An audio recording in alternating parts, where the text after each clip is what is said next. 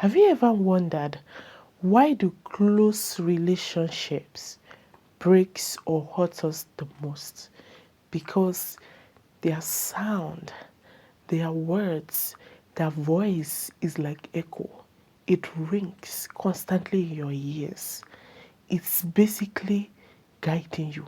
You might not even know it. And that is to tell you the power close-knitted relationship has.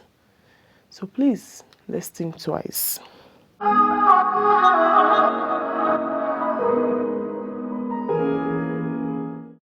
Hey guys, welcome back to my channel. Thank you so much for tuning in again and watching this content that we are going to be talking about today. Anyways, if you are a new subscriber, my name is Goodness, popularly known as Life with Goody. It's an absolute pleasure to have you here.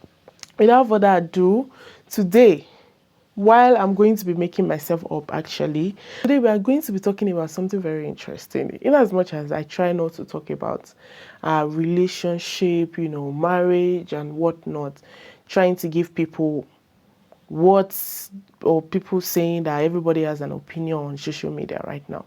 But today I'm just going to be talking about things to look out for, and I'm not talking in men's perspective now or in women's perspective. I'm generalizing it basically as a woman or as a man, what to look out for, especially with someone you want to have a forever with. Forever is not a small thing, it's actually a big commitment. So we are going to be talking about things to look out for. Okay, first thing first. Everybody is entitled to their opinion, but for me, I feel like that should be like, if the person is not God fearing, if the person is not born again, I don't think you should even be in that kind of relationship. I know everybody has their own opinion, but that is that about it. The thing I would actually want us to talk about in that regard is look out for a kind person. And when I'm talking about being kind, I'm not talking about someone that is perfect. As we all know, we are all a work in progress. A kind person is someone that constantly looks out for you. A kind person is someone that is constantly looking out for ways to make you happy and be at peace. Marriage is a long-term commitment, and if you don't marry someone that is kind, or if you don't look out for someone that is kind, apart from knowing God anyways, someone that they are careful of their word choices around you, basically, like they are very careful of their word choices, how they say it, where they say it, and how they react to situations. Like it is something that I feel like people trivialize, and it really should not be trivialized. Empathy, someone that has compassion, someone that is also very selfless. Like you need that. Those are like something that you should look out for. I'm not saying you should not look out for the physical aspects, really. That part, I feel like it should be like the basis of anything for someone that you should look out for. So, don't mind me, I'm trying my makeup on, so it might be all over the place. I'm just trying to look for new angles, but we'll see how it goes. So another thing to look out for really in a person, I would say, is someone that is thoughtful. Now you might say, don't they mean the same thing? Well, I would say no, they don't mean the same. I would say being thoughtful is like a senior brother to being kind. Yeah, being thoughtful doesn't necessarily have to be about romantic gestures only. There are a lot of things that is tied to being thoughtful. It's all about the person that wants to see you grow, and they are actively, like you can see it in their actions, that no, they are all in with you, they are supporting you, they are there every step of the way. Especially in this Gen Z generation, and I'm a corporate too because I'm Gen Z. But anyways, what I'm saying is, especially in this Gen Z generation, we tend to not listen. We just want to act on our own. We just want to act on our own, whatever it is that we call it. But that is not a way to do it.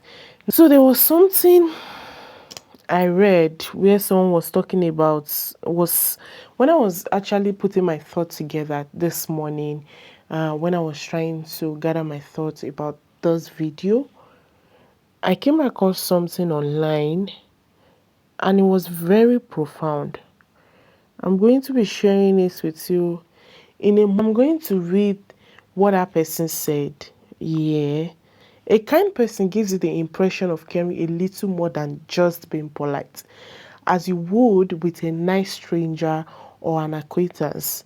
A thoughtful person leaves you with a sense of having a deeper bond and connection, who puts him or herself in your shoes and tries more to put meaningful actions behind kind words. Another thing you want to look for in someone that you want to spend forever with, someone that doesn't have negative opinion.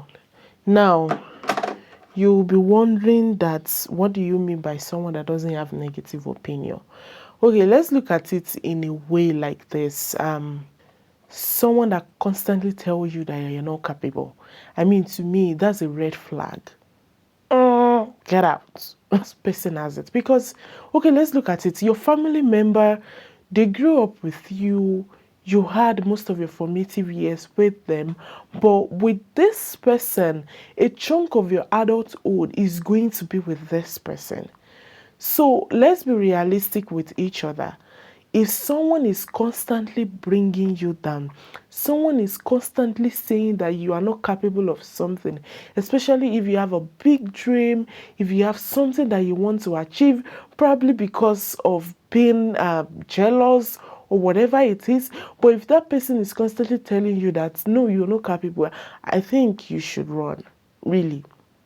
Because I'm not saying you should not be your biggest cheerleader. Don't get me wrong. In fact, you should be your own cheerleader. But someone that you wake up with every day, like you communicate with them every day. You rub minds to them every day. Whether you like it or not, this thing starts to rub off on you. It starts to echo. It affects you. Those words are going to be like echo. Even that person, if that person is no longer with you, like no longer with you physically, like you are not there with them, it's like those words start to ring in your ears. And whether you like it or not, it begins to form you. You just become complacent. You become someone that don't even want to dream big anymore, because the person beside you or the person you are doing life with is already truncating your destiny or threatening your growth. So, and then the last one, guys, to me, someone that can stand their ground. Our family members are good, they are great, but they also need to respect the boundaries that is created. I mean, this is already an institution, this is a marriage, and this might not necessarily relate to other relationship aspect, but yeah, there's been a lot of things behind. I'm not saying you should not respect them. I'm not saying you should not give they shouldn't give you advice, and I'm not saying you should not take it to the advice. But in a situation whereby all of the advice that they have, all of the advice that they have is taking precedence, is taking the upper hand in your own family, in your own marriage. Like literally, you guys can't think of any other thing, or you can't do any other thing apart from the advice they have given you. Then you need to watch out. I mean, really. And that is by standing your ground, telling them that we appreciate you, and out of respect, respectfully decline something.